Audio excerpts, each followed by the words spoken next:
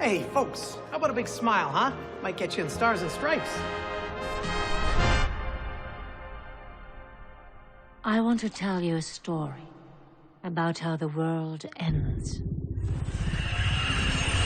And the man from the future sent back through time to stop it.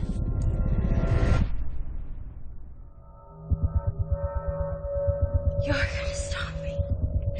You are. Finally. Someone's gonna stop me. They're using time against itself. All of history, all of humanity will collapse. You're not going biblical.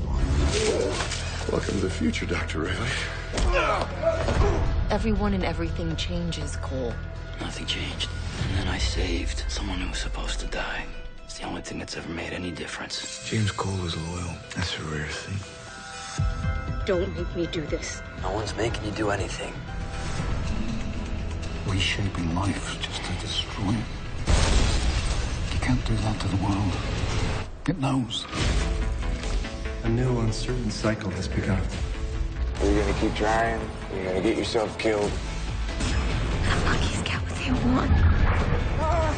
Strange things are afoot at the Circle K. She's not that bad. Oh my God, she's Horrible, worse. man. Okay.